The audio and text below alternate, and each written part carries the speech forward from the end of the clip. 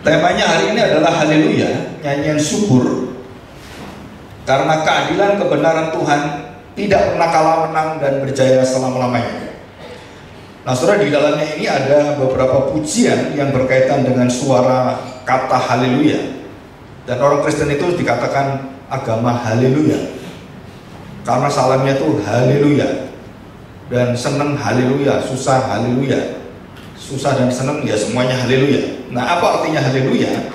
Ada 4 kalimat yang dimulai dengan haleluya, 4 kalimat ya. Jadi haleluya, 4 haleluya yang kita bahas hari ini, dan berkaitan dengan perkawinan anak domba. Nah ini kita lihat perkawinan yang berbeda ya, perkawinan yang antara pelacur besar dengan orang-orang yang tidak kudus, orang-orang yang sangat duniawi.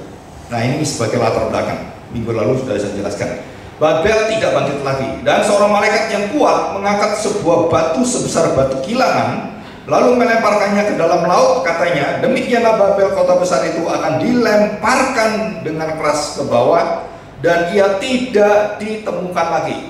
Jadi segala dosa itu nanti di hadapan Tuhan, di hadirat Tuhan, dan di dalam alam kekal, saudara, itu tidak ada dosa lagi, karena dosa itu sudah dibereskan ya. Dan tidak pernah ada kegelapan, karena kota itu kota yang terang. Dan suara pemain-pemain kecapi dan penyanyi-penyanyi dan peniup-peniup seruling dan sangkakala tidak akan kedengaran lagi di dalammu. Jadi sama sekali tidak ada sukacita, kesenangan. Semua diambil oleh Tuhan, dan semua itu akhirnya dicabut oleh Tuhan. Dan ini doa daripada orang-orang kudus, supaya kita mendapatkan satu keadilan Tuhan. Jadi gereja Tuhan sepanjang masa itu selalu dilawan, selalu ditentang, dan yang ditentang itu bukan manusia tetapi Allah sendiri. Dan yang paling mengerikan adalah Allah menjadi manusia itu digantung 3 salib. Soalnya itu sulit sekali kita mengerti, tapi itulah jalan keselamatan kita. Jadi tidak ada sukacita, tidak ada nyanyian pujian, sedangkan kita hari ini belajar menyanyi pujian dalam segala perkara kehidupan kita. Pagi hari nyanyilah haleluya, malam hari mau tidur nyanyilah haleluya. Tapi kita nggak pernah nyanyi, kita halelupa ya, lupa terus, nggak ada ucapan syukur dalam hidup kita. Saudara, kesulitan itu sebenarnya semakin membawa kita dalam kita bergantung pada Tuhan lebih kuat lagi. Jadi bukan melepaskan Tuhan. Dan tidak ditemukan lagi di dalammu, dan suara kilangan tidak terdengar lagi di dalam. Jadi tidak ada produksi, tidak ada makanan, tidak ada apapun, saudara. Dan itu Tuhan jadikan kota yang besar Babel menjadi padang gurun dan seperti kuburan, kematian. Nah, saya mendengarkan beberapa hal penting dalam waktu tahun ini tentang penemuan arkeologi kota-kota yang mati, saudara. Dan mereka kecapean. Kenapa? Karena kalau situs-situs yang dibongkar terus ketimbun tanah, terus ada debunya, saudara, itu ditemukan satu persatu. Bayangkan mereka memikir, ini kalau cuma 10 orang, ini situsnya gede kira-kira berapa hektar gitu kan, selesai kapan kita? Dan situs itu nggak bisa dengan mesin. Kalau mesin, kena mesin itu hancur semua. Jadi mereka harus pakai manual dan teliti pelan-pelan, jangan sampai ada yang kepalanya hilang gitu kan. Kalau di Jogja itu stupa itu kepalanya hilang. Kenapa? Dijual. Saya kadang-kadang mikir stupa bisa dijual itu karena itu umurnya ribuan tahun. Jadi batu pun kalau ribuan tahun terus mendapatkan daya seni, kekuatan, keterampilan, bakat manusia, itu batu itu nilainya tinggi sekali, ya. Tapi kalau batu biasa sih gak ada nilainya. Dan dikatakan di sini, dan cahaya lampu tidak bersinar di dalammu, dan suara mempelai laki-laki dan pengantin perempuan tidak kedengaran lagi di dalammu. Gadis bijaksana dan gadis bodoh, itulah contoh tentang akhir zaman. Ya, kita akan mungkin belajar beberapa hal yang penting. Kita sudah belajar hampir 2/3 perumpamaan dalam waktu hampir 2-3 tahun. Dikatakan di sini, karena pedagang-pedagangmu adalah pembesar-pembesar di bumi, dan ilmu sihirmu semuanya disesatkan dan sudah tidak bisa muncul lagi. Dan di dalamnya terdapat darah nabi-nabi dan orang-orang kudus, dan darah semua orang yang dibunuh di bumi. Saudara, dikatakan di sini suasana pengantin, suasana perkawinan menjadi suasana kematian, menjadi suasana perkabungan, dan itu adalah cara hidup agama-agama di luar Kristus. Mereka seolah-olah bersuka cita dengan kemewahannya, dengan hartanya, dengan kekayaannya, dan dengan kedudukannya. Wah, mereka setiap hari berpesta. Para pejabat tinggi itu tiap hari itu mereka bersuka cita, makanya nggak pernah makan yang apa adanya. Saudara, makanya itu yang paling baik apa adanya, yang ada itu yang terbaik mereka makan. Jadi saudara, itu menunjukkan satu kedudukan yang sangat tinggi. Apakah mereka kemudian menjadi mempelai nantinya? Jawabannya adalah tidak. Saudara, Natal itu adalah satu pertemuan Tuhan dengan manusia dalam perkawinan. Tetapi orang tidak pernah merayakan Natal dalam perkawinan surgawi. Natal itu sebenarnya perkawinan antara manusia yang berdosa, tanda petik, pelacur, dengan Allah yang Maha Kudus sebagai mempelai prianya. Ya. Nah, saudara, kita lihat gambar selanjutnya yang sebelah kiri. Saudara, saya bersyukur ada AI. Ya, ini dari AI. Saudara, kita lihat dari wanita yang sebelah kiri. Ornamen yang dipakai di dalam mata rohani itu adalah kegelapan, wanita najis, pelacur.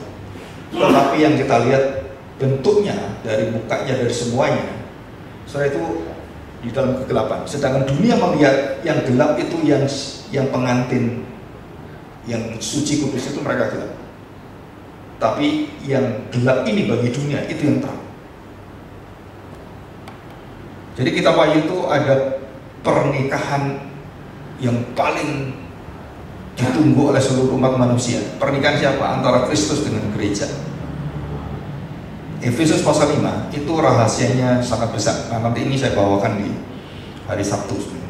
Rahasia misteri-misteri yang ada. Sekarang kita masuk yang kelima. Teologi pohon sudah selesai. Terus ada 7 seri. Tiap hari saya bawakan tiap hari, saudara, ya. Dari mulai satu hari tanggal 6, 5, 6, 7, sekarang 7, 8, 9, 10. Jadi 7 hari. Itu saya membongkar tentang keprihatinan saya pribadi dengan perayaan Natal yang begitu menyimpang dari firman Tuhan. Itu satu pergumulan pribadi saya. Dan semoga banyak orang mendengarkan dan kembali pada firman yang benar, merayakan Natal yang benar. Itu ada 7.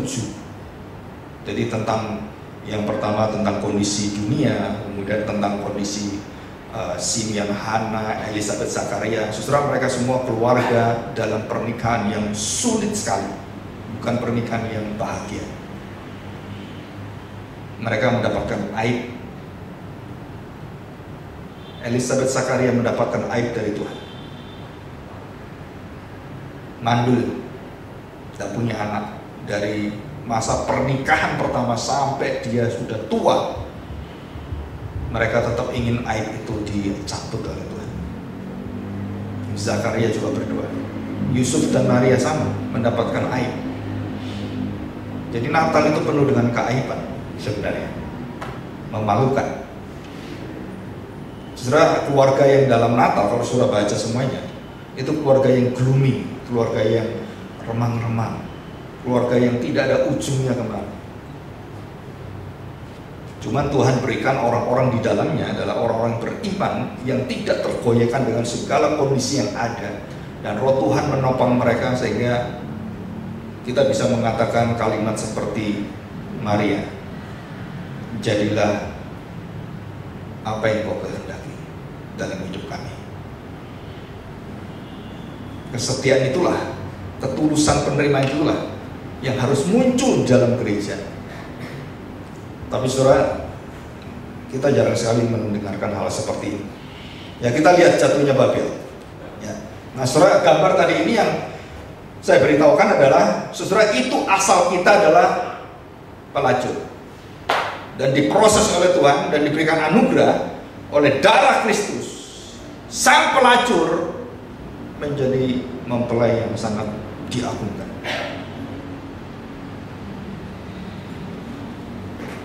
Saudara, selama ini saudara pernah mikir itu nggak?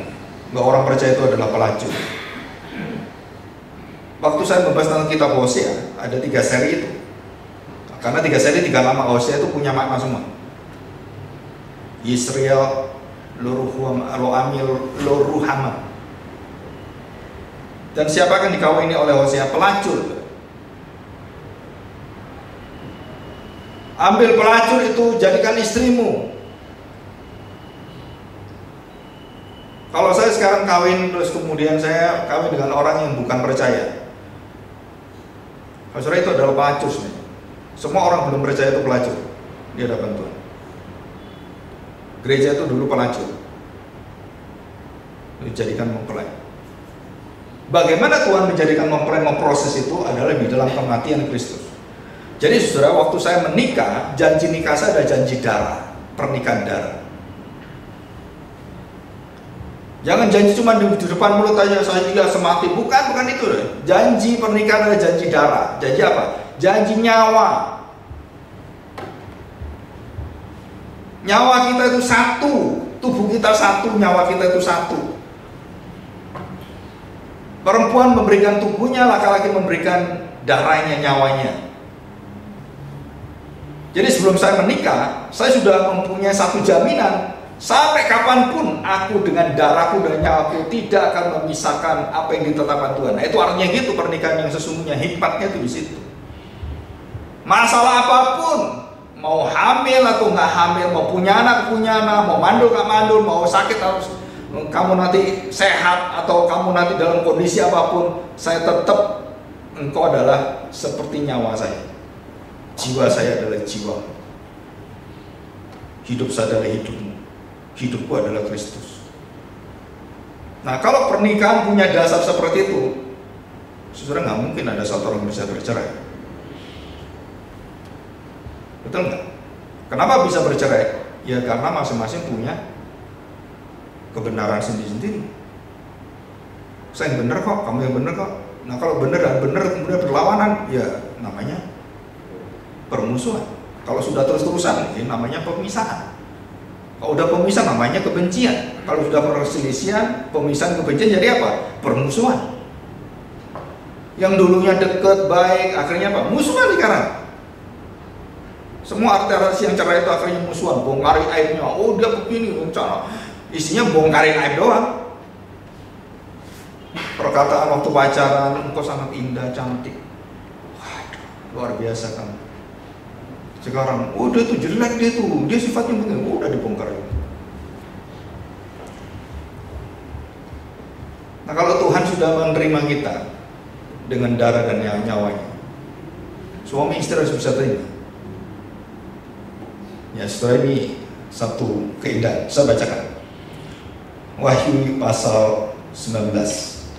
Kemudian daripada itu, aku mendengar suara yang nyaring, ya, mendengar satu suara yang nyaring. Suara itu seperti suara manusia yang nyaring. Dan himpunan besar banyak orang di surga katanya, haleluya, keselamatan dan kemuliaan dan kekuasaan ada pada Allah kita. Surah haleluya, yang disebut apa pertama kali? Keselamatan. Untuk apa keselamatan? Kemuliaan. Dan dari mana kemuliaan itu? Karena ada kuasa Tuhan yang menjadikan kita selamat. Ada pada Allah kita. Sebab benar dan adil segala penghakimannya, karena dialah yang telah menghakimi pelacur besar itu. Sebelum kita menikah, saudara harus mematikan dulu sifat-sifat pelacur kita, sifat-sifat kegelapan dan dosa-dosa kita. Nah, baru kamu bisa kawin dengan benar, dengan kudus dan berkenan pada Tuhan. Kalau itu tidak ada, semua perkawinan itu bercampur dalam kenajisan. Dan dikatakan di sini, saudara, yang menghakimi pelacur besar itu dan merusakkan bumi dengan percabulannya, dan ialah yang telah membalaskan darah hamba-hambanya atas pelacur itu. Ini nyanyian pertama, haleluya pertama. Haleluya yang kedua, dan untuk kedua kalinya mereka berkata, memuji Tuhan ini ya, haleluya, ya asapnya naik sampai selama-lamanya.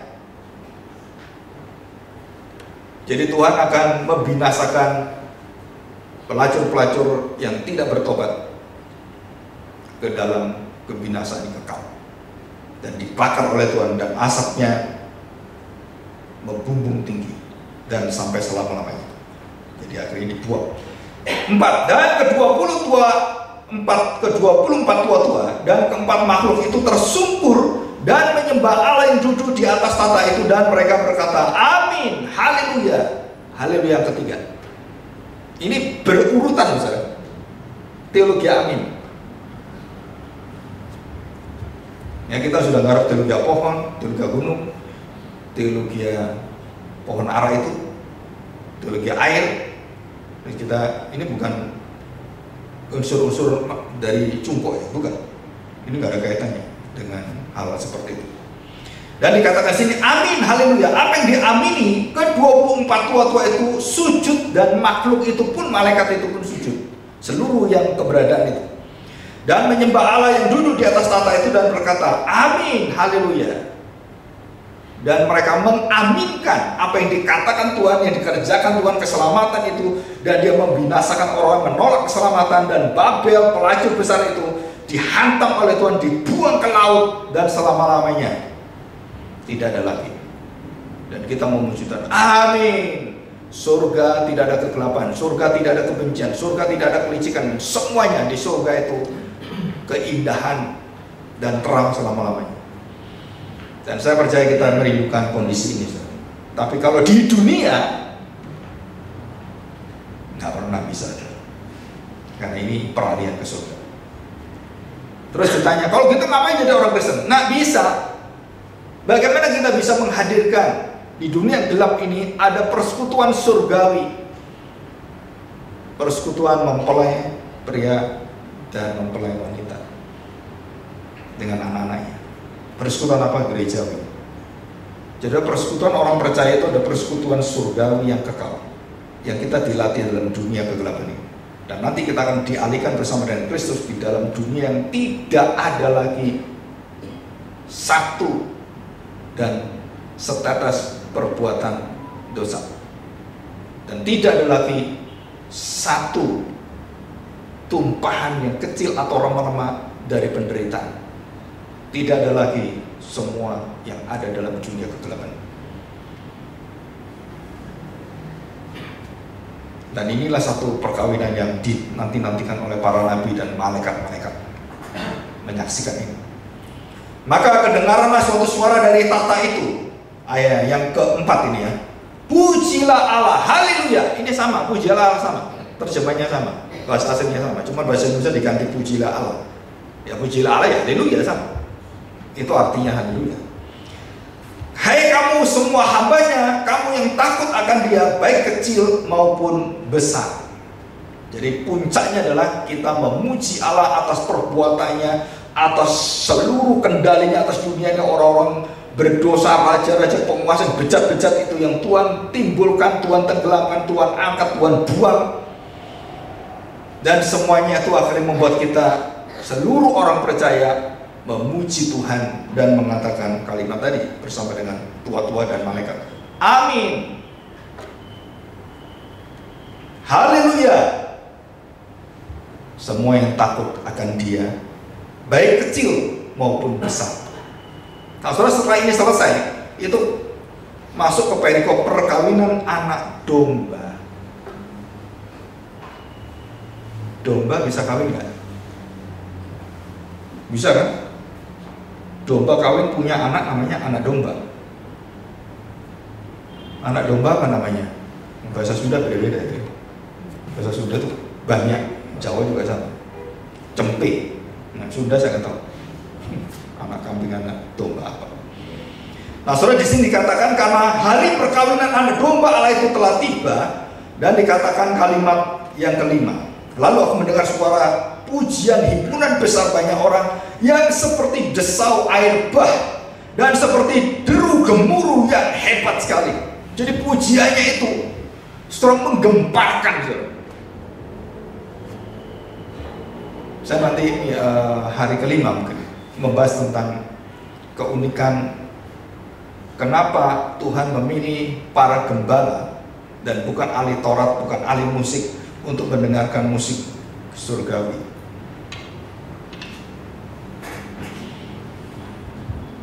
Saudara, kalau kita membuat pertunjukan yang bagus, pertunjukan yang luar biasa dengan orang-orang yang main biola yang bagus, main piano yang bagus, saudara, selalu kita tujuannya memperlihatkan pada orang yang berbakat seperti kita. Pujian surgawi itu bukan itu motivasinya. Jadi gereja banyak menyimpang itu karena ini. Jadi saya mohon maaf jika saudara, saya bukan menghakimi gereja, enggak. Tapi saya hanya melihat motivasi yang ada di Alkitab yang kita harus pegang. Pertunjukan kekuatan pujian Kristen atau pujian surgawi itu, saudara, selalu berada di gereja. Dan semakin hari semakin sulit orang datang ke gereja. Apalagi ada gereja-gereja kalau melihat pertunjukannya suruh bayar. Betul kan? Yitzhak sampai ini parlemen itu yang jenius main musik itu orang Yahudi. Itu sekali main, itu bayarannya 2 miliar. 2 miliar. Dimas Kudaibergen yang baru ini menggoncangkan dunia. Dia punya suara 4 oktav lebih. Bisa suara kedua, bisa suara melengking dan melengking, bisa seperti burung dia suara. Nanti lihat di YouTube. Dan sekali dia tampil itu 10 miliar. Taylor Swift,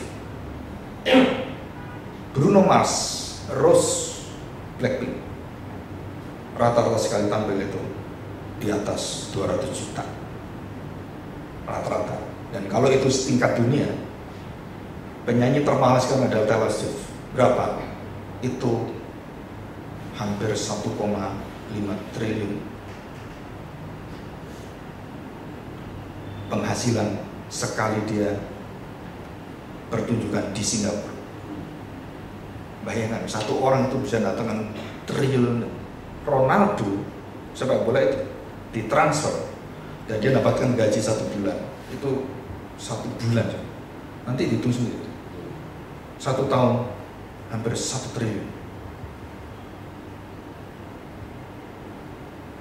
Jadi kalau dia bertanding itu, kalau kita hitung detiknya berapa, dia 1 detik itu hampir 15 juta sedetik. Jadi kalau 45 menit 90 menit ya, terus dibagi detik menitnya itu dihitung dengan 1 triliun. 1 detiknya itu 1 detik gitu. Gini aja ya, Ronaldo itu bayarnya puluhan juta. Kenapa saya ngomong seperti ini? Bayangin juga, kalau itu orang dunia dihormati seperti itu, begitu banyak orang bayar, mau 1 triliun, mau ditransfer barang itu bisa sekarang ditawar, ada yang nawar itu hampir 2,5 triliun untuk tanding 1 tahun Ronaldo oleh klub dari Kuwait. Dan ini yang tadi dia negara-negara minyak yang kaya minta ampun itu, uangnya ngalir kayak sungai, nggak habis-habis. Saudara bayangkan, saya ingin kita menikmati Natal melalui kitab Wahyu gitu ya. Pertunjukan luar biasa, dengar orang-orang luar biasa gitu. Terus saya tanya, terus jemaat yang kiri itu dengar apa? Hah? Kalau dimonopoli orang-orang pinter, orang gedungnya gede semua ke sana. Terus kapan ada pujian seperti pujian kepada gembala? Ada nggak gereja yang mau? Saudara, kayaknya gereja punya satu terobosan, apa itu? Christmas Carol, betul ya? Christmas Carol, saya tanya, yang nyanyi siapa? Yang khotbah siapa? Itu cukup penginjil aja.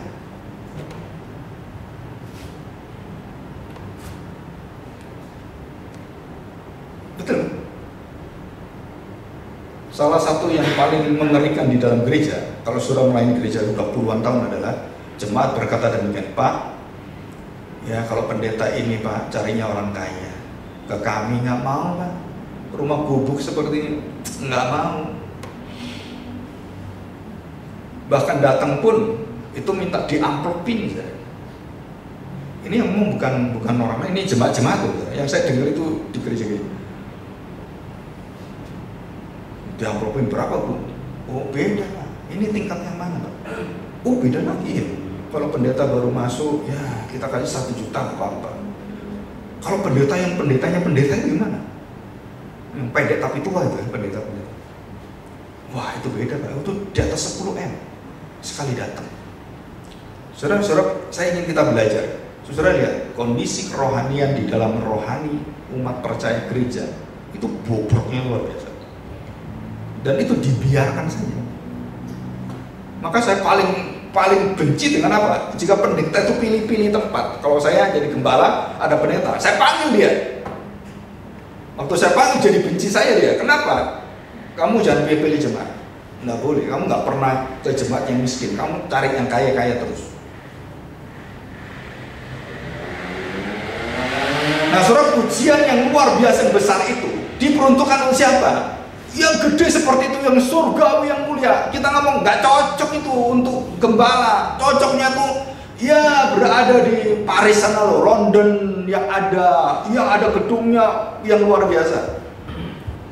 Saudara sudah berpikir bahwa gereja itu sudah melayani Tuhan? Belum. Saya percaya Tuhan nggak sadar.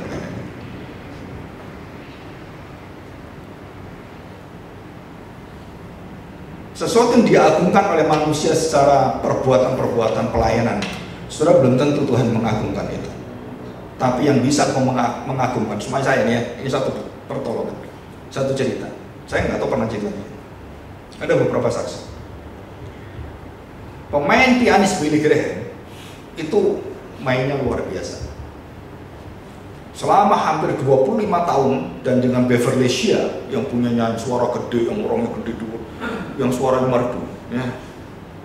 Waktu suara yang pernah saya dengar sering itu adalah aku berserah, I'm surrender all. Oh, kalau dia nyanyi setelah Billy Graham itu, dan kemudian Billy Graham mengatakan siapa yang mau terima Tuhan Yesus, dan dia nyanyi aku berserah suara.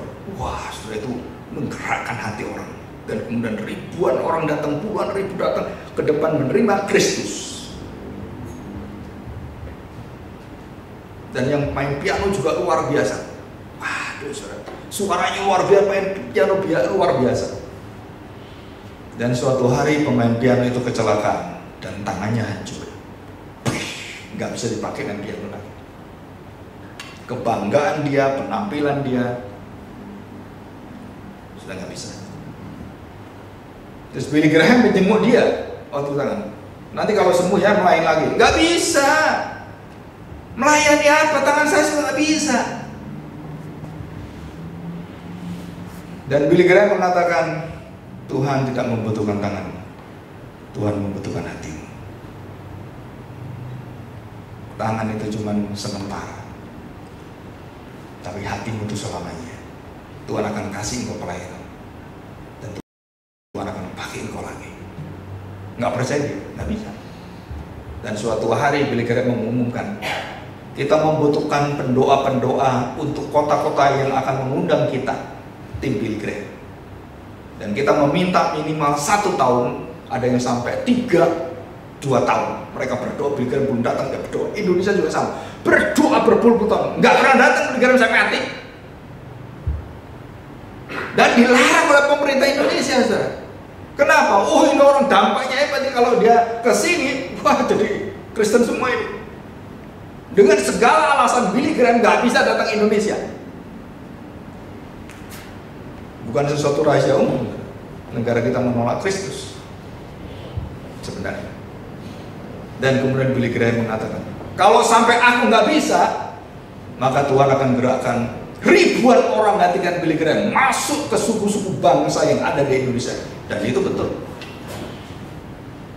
Dan Pak Didi Rohadi waktu ketemu saya acara di Singapura, dan saya ketemu dia, kaget saya, loh Pak, Bapak kok bisa ke sini? Iya, diundang siapa? Diundang Billy Graham. Hebat sekali kamu, Billy Graham. Iya, suku Sunda, suku-suku semua diundang satu persatu di Indonesia. Dan dia dengan sangat bangga akan Tuhannya. Orangnya pendek segini, Pak Didi Rohadi, tahu ya? Yang sudah meninggal itu. Pendek tuh, 141. Ya kan? Anaknya lebih pendek lagi tuh. Tapi kawin dengan orang barat, kaya raya. Heran ya? ada di Facebook. Kalau saya liatin dia tuh, aduh saya ingat waktu dia masih kecil gitu kan, luar biasa tuh. Dan istrinya orang ganteng, orang barat, orang kaya. Dan itu cara Tuhan memelihara keluarga Pak Didi Rohadi yang setia pada Tuhan.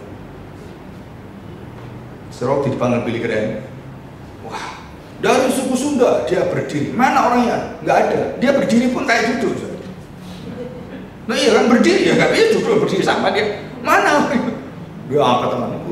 Oh silakan lihat itu. Wah saudara itu semua bangga semua. Terus ketemu saya, bicara-bicara, dan dia berjanji menerjemahkan buku saya tentang rahasia Kristus, rahasia kesusahan gereja. Tapi hanya 1 bab. Setelah itu dia mati.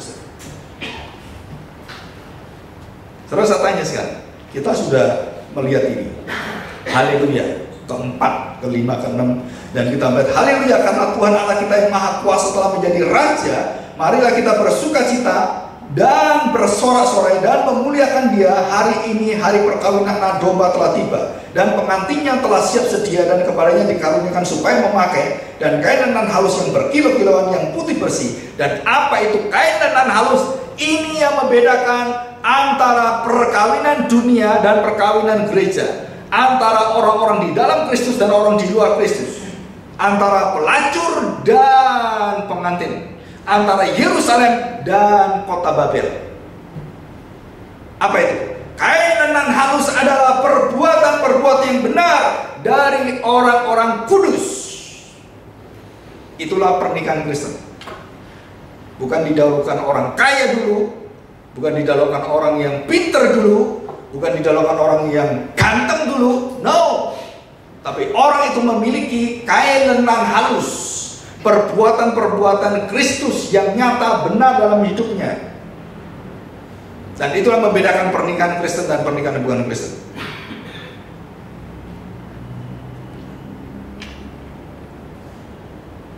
Saudara, kenapa kita bisa melakukan itu? Karena Kristus yang melakukan bagi kita. Nah, kita lihat sekarang. Ya. Saya bacakan. Ayat 9-10. Lalu ia berkata kepadaku, tuliskanlah berbahagialah mereka yang diundang ke perjamuan kawin anak domba. Katanya lagi kepadaku, perkataan ini adalah benar, perkataan-perkataan dari Allah. Maka tersungkurlah kedua kali. Siapa? Aku di depan kakinya untuk menyembah dia. Tetapi ia berkata kepadaku, janganlah berbuat demikian.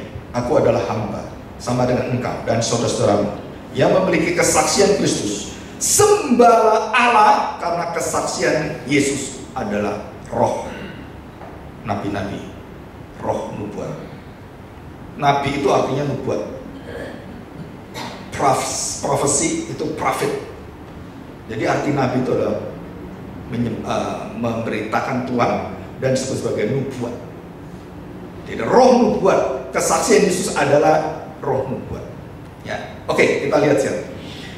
Saudara, yang pertama, rahasia yang pertama. Apa rahasia pertama? Adalah pujian karena keselamatan, penebusan. Saudara, saya ingin kita belajar begini. Ini kita praktek karena ini perkawinan. Agak sulit. Keselamatan kita datang dari siapa? Kristus. Bagaimana saya diselamatkan? Karena darah Kristus. Dan bagaimana Yesus menyelamatkan kita darahnya? Dengan nyawa kematian. Jadi keselamatan yang saya miliki itu, harganya itu bukan perbuatan baik manusia, bukan usaha manusia, bukan moralitas, bukan kedudukan, bukan karena jabatan-jabatan, bukan. Keselamatan itu adalah karena perkawinan yang kudus, dimulai dengan anak domba yang disembelih.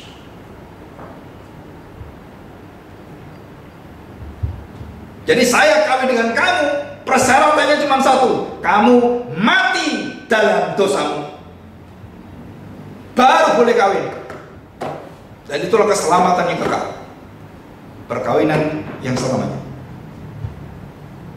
Kalau saya belum menerima Kristus, saya belum mati di dalam darah Kristus, saudara, Kita kawin, itu kawin secara manusia, dan kita tidak pernah kawin di dalam perjanjian Tuhan.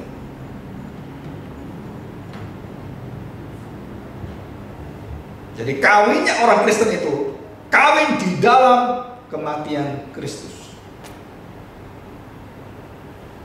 Saya bisa kawin itu karena apa? Karena ada pergabungan, ada kematian, ada keterpisahan. Bapa terpisah dari anak. Untuk apa? Membawa kita tidak terpisah kepada Allah selama-lamanya. Jadi keselamatan kita harganya terlalu mahal, yang dilambangkan dengan perkawinan. Dan kemuliaan kekuasaan Allah itu akan muncul pada saat keselamatan itu dimulai dengan penebusan. Apa kuasanya? Apa kemuliaannya? Saudara, kain lenan halus. Saudara, ada kalimat-kalimat bagi orang Kristen itu sangat menjadi menggugah hati. Tapi bagi orang di luar Kristus itu jadi cemooh. Saudara, kenapa Tuhan memilih Hosea dan suruh ngawini pelacur? Saya tanya, pelacur itu artinya hidupnya tidak bisa kembali di dalam hidup normal kewajaran. Dia terdesak dengan kondisi ekonomi, dia terdesak dengan tubuhnya dia terdesak dengan adiktif, dia terdesak dengan bermacam-macam. Jadi waktu kawinilah pelacur, saudara, artinya apa di sini? Apa arti Hosea? Hosea adalah keselamatan. Keselamatan artinya Tuhan yang berikan. Jadi nama Hosea, Yesua, Yesus sama.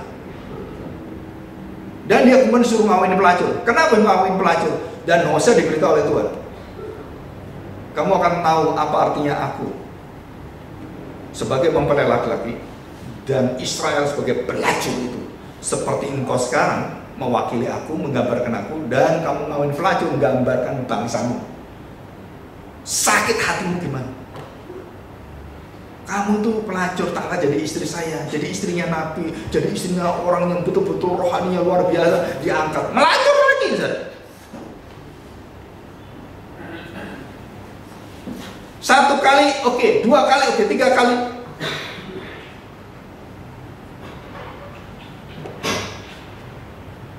Terus saya tanya sekarang, bagaimana kau bisa melihat kuasa Allah? Bagaimana kau bisa menerima itu kembali? Bagaimana Tuhan? 70 kali 7 kali pengampunan. Dan itu kain lenan halus. Jadi orang Kristen itu memiliki kain lenan halus. Waktu Tuhan Yesus sesudah dikatakan eke homo, lihatlah manusia ini. Tuhan yang lihat korembeo, bukan manusia.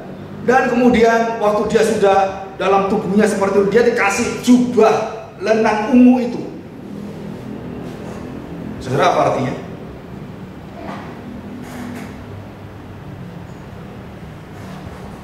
Artinya apa? Anak lembu itu akan menyerahkan kepalanya, akan memberikan hidupnya, akan disembelih. Dan Bapak Surgawi memberikan penghormatan pada dia. Kain lenan ungu, lambang daripada darah merah dan warna biru, yang merupakan kemuliaan Allah, pengorbanan dan kemuliaan. Surah Alkitab semua itu bahasanya bahasa banyak metafor. Cuman kita nggak terbiasa aja berpikir. Mulai ukurannya, warnanya, terus kemudian pekerjaannya, jabatannya, dan banyak hal, saudara, itu berkaitan dengan rahasia firman Tuhan. Termasuk warna, kuning, merah, hijau, terus kemudian pucat. Dalam kitab Wahyu itu punya arti semua. Saudara, itu ada di Alkitab semua. Dan waktu kita melihat bahwa Tuhan Yesus diberi kain lenan yang ungu, untuk dipersiapkan apa? Untuk menjadi mempelai yang memberikan nyawanya bagi mempelai perempuan. Dia mempelai. Kain ungu itu apa? Oh, ini kerajaan. Bukan hanya kerajaan. Itu adalah bagaimana Yesus dipersiapkan sebagai mempelai. Dan kemudian Tuhan mengizinkan jubah itu dipecah-pecah, dirampas oleh tentara-tentara. Saudara, kita masih ke Zakaria, Imam Zakaria di Zakaria pasal 4, 5, 6, 7. Dan seorang imam kemudian dituduh oleh, tanda petik, oleh setan, oleh iblis. Sang penuduh pendakwa itu, dan didakwa oleh iblis, dosamu itu, hai imam Zakaria, imam besar Zakaria, dosamu utama. Dan iblis beritahu dosa satu persatu, kesombonganmu, bagaimana engkau melakukan itu semua, dan dibongkar. Dan imam Zakaria tidak berkutik dengan tuduhan iblis, tidak bisa membantah apapun satu kalimat dari iblis. Dan Tuhan pun yang melihat pengadilan itu dituduhnya Imam Zakaria oleh iblis, Tuhan pun berdiam. Kenapa? Ya itu kenyataannya. Kenapa keselamatan itu anugerah? Itu artinya dalam sekali, bukan berdasarkan perbuatan atau perbuatan orang lain, atau kelemahan orang lain. Dan waktu Imam Zakaria dituduh seperti itu, maka ada pembelanya. Siapa? Adalah Kristus. Dan dia diberi kain yang baru dipakaikan pada dia, lenan ungu. Dan sore terakhir tentang kain lenan yang ungu, dan kain yang memisahkan antara yang maha kudus dengan yang kudus, dan dipisahkan semuanya. Waktu Tuhan Yesus mati, ada satu tirai yang gambarnya, tirai itu ada gambarnya pohon anggur, dan dikoyakkan oleh Tuhan. Dan sekarang ini mempelai sudah muka dengan muka dan tidak terpisah lagi. Saudara, jadi apa yang dipuji? Keselamatan kita, keselamatan yang tidak bisa diganti dengan siapapun, karena keselamatan kita, perkawinan kita berdasarkan nyawa Kristus, berdasarkan darah Kristus. Dan kuasanya, kemuliaannya, saudara, akan menyertai kita. Keadilannya, kebenarannya akan memimpin kita. Dikatakan di sini. Dan yang kedua, saudara, haleluya, yang kedua, dikatakan tua-tua itu kemudian melihat satu keputusan Tuhan, penghakiman. Dan dikatakan bahwa mereka akan dihantam oleh Tuhan. Jadi semua yang tidak ada tanda penebusan, tidak ada keselamatan, tidak ada kemuliaan dan kuasa dari Allah, saudara, semua yang dilakukan oleh orang-orang pelacur itu, semuanya akan diselesaikan oleh Tuhan, dan tidak ada yang diberikan kesempatan itu, termasuk dalam gereja Tuhan. Saudara, kalau saudara pelajari dalam satu gereja, Paulus mengatakan kalimat ini: apa yang ditanam Tuhan tidak bisa dicabut oleh manusia, apa yang dikepalai oleh Tuhan tidak bisa dikepalai oleh yang lain, ya. Apa yang tidak didasar oleh Tuhan, saudara, itu biasanya itu akan ambruk. Apa yang tidak kepala Tuhan, itu akhirnya semuanya terpecah, karena kepala itu punya Tuhan. Selama saya melihat pelayanan gereja, dengar hamba Tuhan semuanya, saudara, itu ada satu kekuatan yang luar biasa. Tuhan jaga gereja dengan dua cara. Yang pertama adalah ekskomunikasi, dibuang. Artinya kamu bukan lagi bersekutu dengan kami, kamu tidak lagi di dalam hidup dalam darah Kristus, kamu dibuang. Dan yang kedua adalah yang dulu tidak di dalam Kristus, sekarang dibuka, engkau sekarang in komunikasi dengan Kristus. Nah, saudara, dalam perjalanan pelayanan sejarah gereja, secara pembebalaan dan semuanya, dan para hamba Tuhan, saudara, saya mendengarkan seorang hamba Tuhan yang begitu luar biasa, terus melayani Tuhan, dan pada ujungnya diusir oleh gereja. Bahkan tidak boleh ibadah di gerejanya. Saya udah dengar itu dua pendeta senior yang sudah pensiun. Yang satu nggak jadi pensiun, dia nggak mau dipensiun. Dan itu ada di Solo dan ada satu di Surabaya. Dia katakan, Pak, Bapak tahu nggak?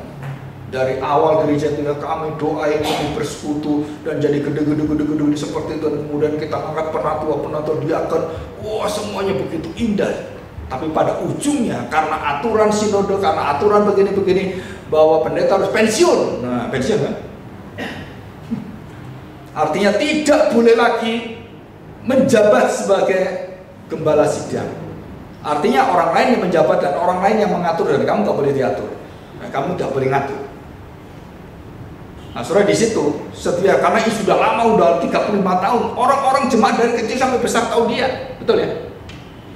Kalau dia ngomong dihormati, yang baru ngomong belum tentu dihormati. Dan karena melihat kekuatan kekuasaannya dan teladannya begitu kuat, hamba Tuhan yang gembala yang baru ini meminta pada pemimpin gereja supaya apa? Aku kalau gini terus kerja apa? Nggak bisa. Ada bayang-bayang dia. Terus maumu gimana? Ya kita harus disiplin. Kita jangan kasih dia pelayanan. Kenapa? Nanti tetap ke dia lagi. Ada masalah ke dia, bukan ke saya. Kalau itu memuncak, akhirnya membuat satu peraturan dan dibuat satu surat. Pendeta itu dilarang untuk datang ke gereja itu. Artinya diusir. Gila nggak? Secara kasarnya diekskomunikasi tapi nggak ada dosanya. Padahal itu adalah perkara dia tanam, nggak ada dosanya. Harusnya bisa diterima nih. Dan begitu dikasih keputusan itu diberitahukan, saudara, tahu sakit hatinya pendeta ini.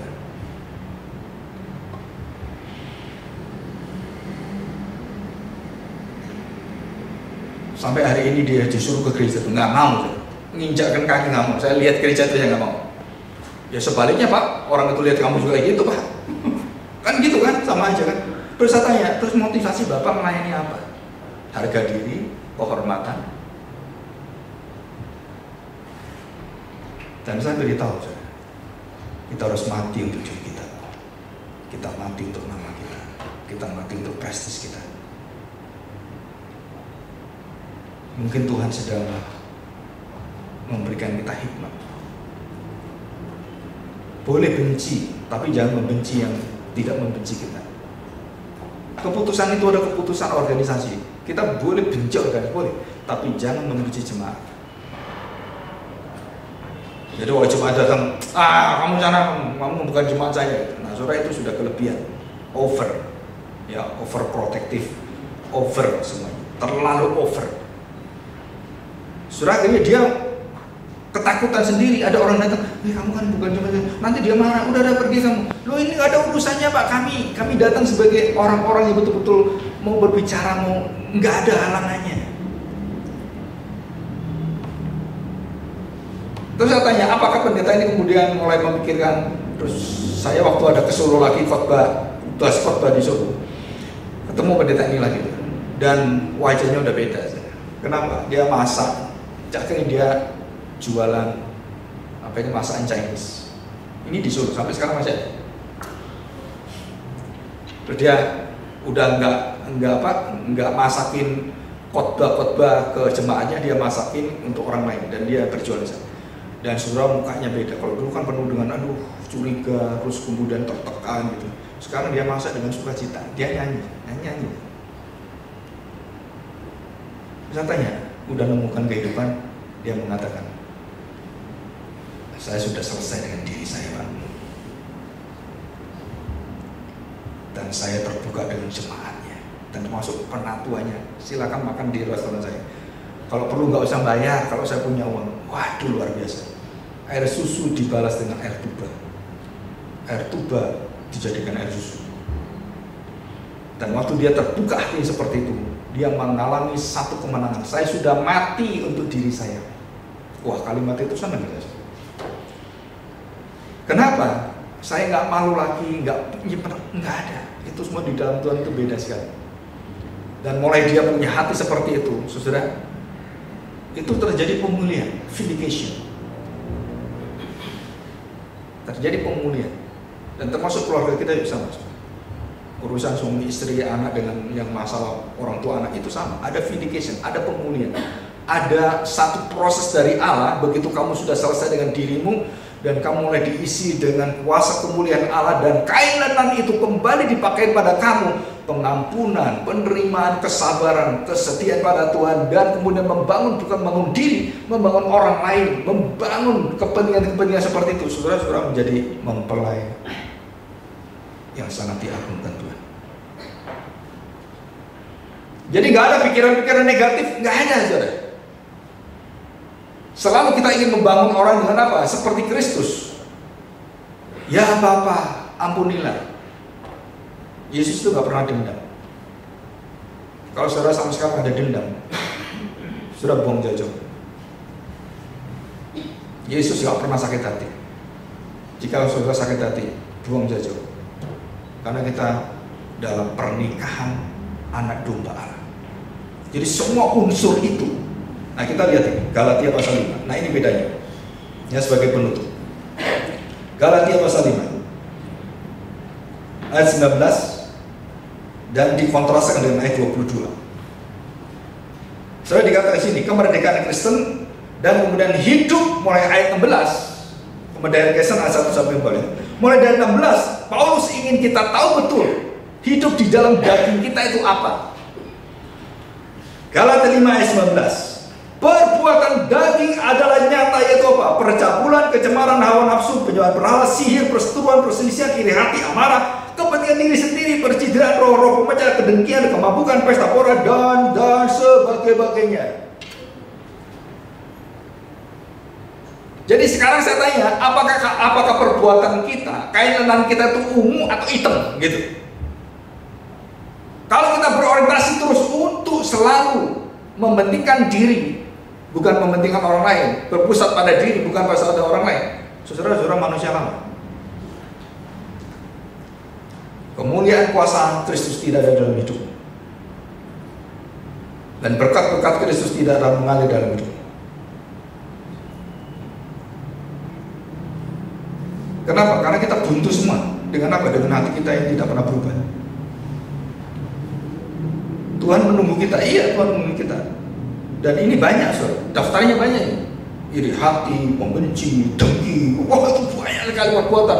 Mungkin saudara bisa lanjut itu semua ya, dengan pengalaman saudara itu kan.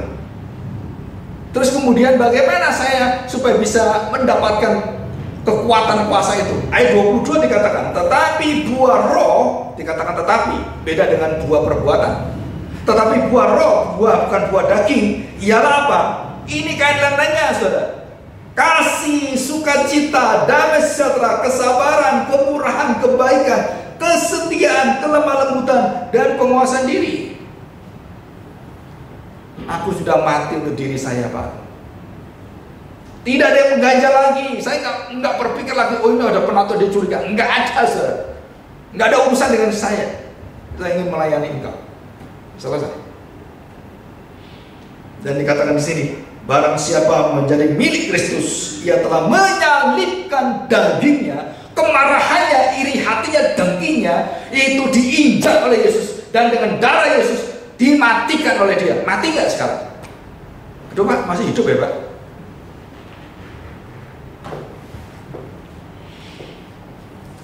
Terus gimana?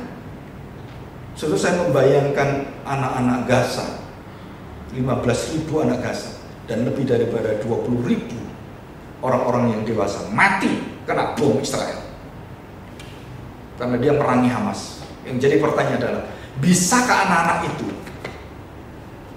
mengasihi orang Israel? Mamanya dibom depan kita, papanya kena bom, tinggal tangannya doang, tinggal kepalanya doang, dan dia lihat langsung. Bisakah dia kemudian menerima berita sukacita Injil dari orang-orang ngebom dia? Dia benci Amerika, dia benci Israel, dia benci NATO, dia benci semuanya, dan itu semua orang Kristen. Yang ngebom dia orang Kristen. Terus kita ngomong tentang Injil, Yesus mati bagimu. Mati apanya? Papa saya itu mati kepalanya tadi. Yang matiin kamu orang Kristen. Pengabaran Injil kita langsung berhenti. Tak. Kenapa? Karena perbuatan kita, perang, penguasaan, mengendalikan negara lain, mengambil manfaat dari bangsa lain, menginjak-injak bangsa lain. Saudara nggak bisa melakukan itu. Ada satu orang mengatakan begini, kenapa pengabaran Injil dari Belanda selama hampir 1000 tahun tidak menghasilkan gereja yang benar? Kita dijajah bangsa-bangsa itu banyak, Portugis, Inggris, Belanda, banyak datang ke Indonesia ngambil. Dan kenapa orang-orang yang bukan Kristen yang waktu datang dan akhirnya Indonesia menjadi negara yang mayoritas Islam. Saudara, itu ada nilai-nilai hikmatnya di sana. Kenapa orang Kristen nggak bisa menguasai itu? Orang Kristen dengan Katolik secara sosial, Katolik lebih diterima. Protestan dan Injili itu sangat sulit terima. Karena dia punya tingkatan pendidikan tinggi, nggak pernah ke bawah. Dan sekolahnya pun sekolah-sekolah yang didirikan mereka, sekolah yang mahal-mahal. Hampir semua sekolah Kristen di Jakarta saya lihat semua. Berapa itu uang mukanya? Sekarang udah hampir 100 juta. Nah kalau orang Kristen bisa masuk gitu, oh ini bukan untuk orang Kristen bawah, ini untuk orang-orang yang Kristen yang elit semua, sekolah kita. Terus saya tanya, apakah engkau tahu hati Tuhan, hati Natal? Hati Tuhan menyatakan kemenangan dan kemuliaan pujiannya pada gembala. Nah kapan kamu bisa turun? Minimal ada program beasiswa 10% gitu kan, minimal kan. Tapi kenyataannya orang-orang pernah di sana, orang cerita misalnya direkturnya, kemudian kepala sekolahnya, saudara, semua ngomong apa satu kalimat? Sebaiknya jangan pakai nama Kristen, lebih baik sekolah Kristen. Bohong semua. Siapa yang ngomong itu? Orang di dalam semua. Saya pernah kakak di sekolah besar ini, di Pelita Harapan. Saudara, selalu saya tanya kepala sekolahnya, terus orang-orang di sekeliling saya tanya. Semua ditarget semua. Kalau nggak nyampe target, kepala sekolahnya diganti.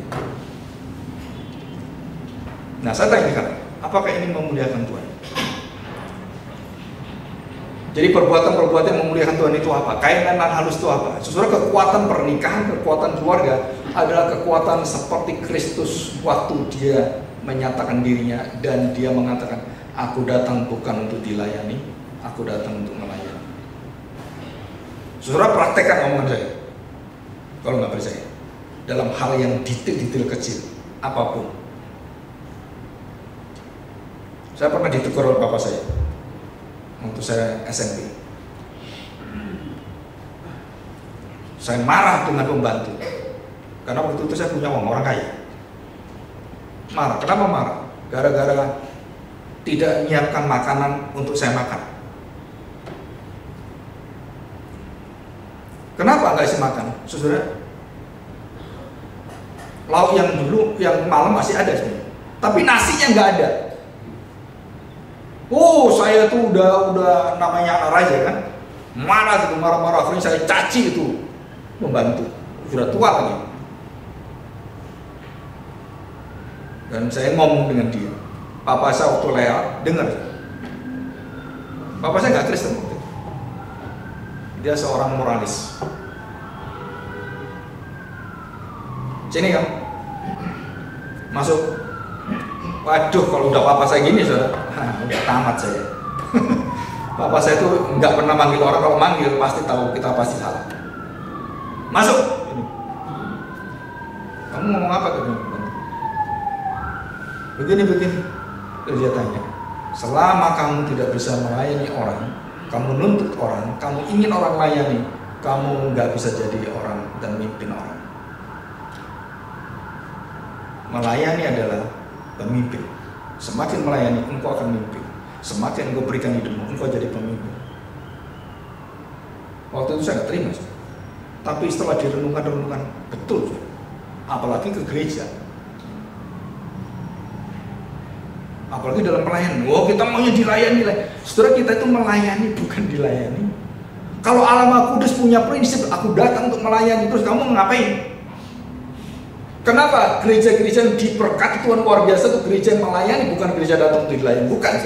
Nah, saudara, kapan kita bisa mempunyai hati yaitu melayani, memberi? Itu adalah kekuatan kemuliaan dari Tuhan Roh Kudus. Saya tanya, saudara, dalam arti begini ya, saya ditolong orang terus, saya minta terus, atau saya menolong orang, enak mana? Coba saya tanya. Ditolong ya, enak kan ditolong, betul kan? Paling enak apa, saudara? Siapa yang berbahagia, yang memberi atau menerima? Ini Alkitab loh.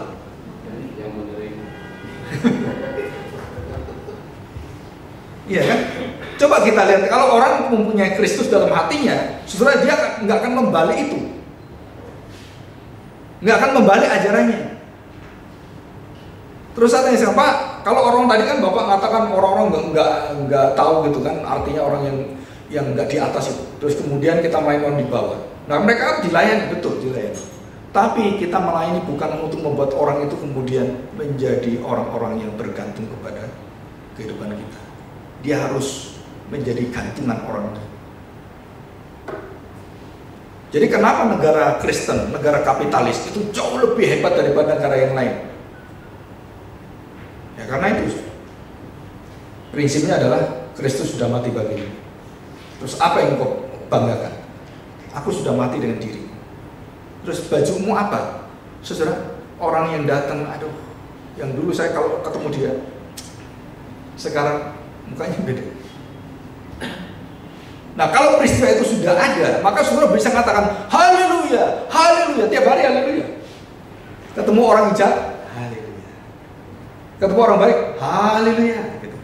Ketemu orang yang dulu melukai hati saya, haleluya. Saudara, ini rahasia hidup orang percaya, rahasia firman. Dan satu cerita ini sedikit. Philip Henry mengajari Matthew Henry dan John Henry, anaknya, tentang satu kalimat. Waktu dia mengatakan, Pak, aku disuruh pilih gereja yang besar atau gereja yang ada di countryside yang kecil. Dan papanya pesan, dan itu sampai sekarang jadi prinsip saya. Philip Henry, Matthew Henry mendengarkan papanya, Philip Henry.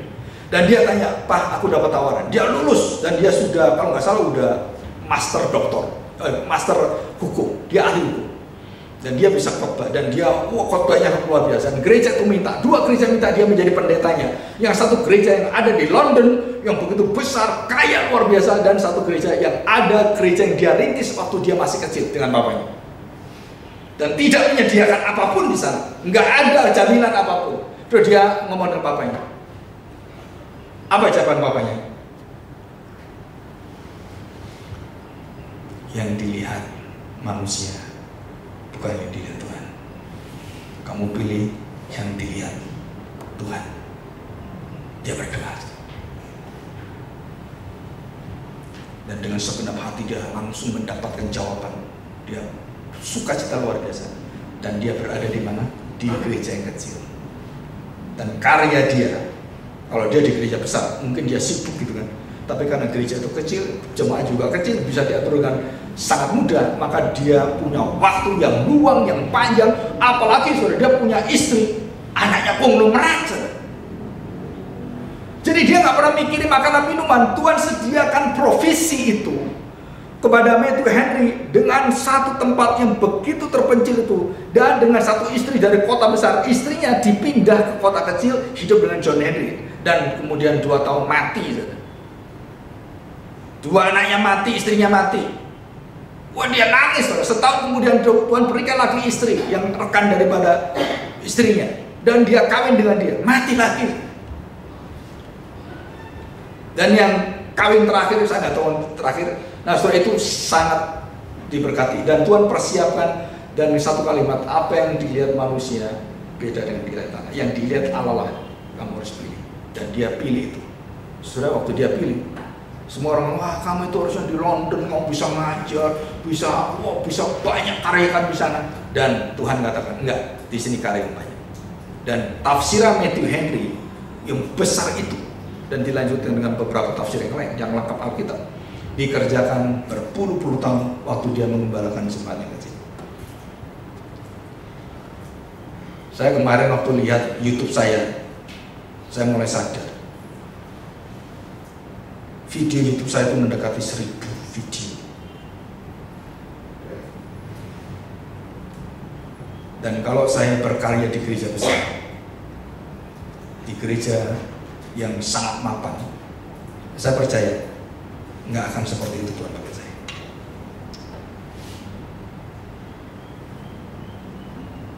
Dan saya pernah mengalami kendala-kendala seperti itu. Ngabarkan Injil, dapat kendala, ngabarkan dia, dan itu nggak berhenti. Sampai kapan nggak berhenti? Dan saya beritahu, kamu jangan pernah melawan panggilan saya. Kalau kamu sudah melawan panggilan saya, tinggal dua pilihan. Saya keluar atau kamu yang keluar. Kamu melawan panggilan Tuhan, itu cuma dua. Saya menetap atau saya yang keluar. Saya mengalah atau kamu yang ngalah. Nggak ada pilihan lain. Dan itu adalah prinsip hidup. Dan waktu saya melihat itu, saudara, saya berpikir, ini kalau saya kerjakan nggak mungkin. Bagaimana video pelajaran yang hampir 1 jam lebih itu, 1000 dari berapa tahun dari semuanya. Dan Tuhan katakan, haleluya, haleluya. Sampai kapan selesai? Sampai haleluya. Ya, mari kita bersyukur di hadapan Tuhan. Kita mohon pertolongan.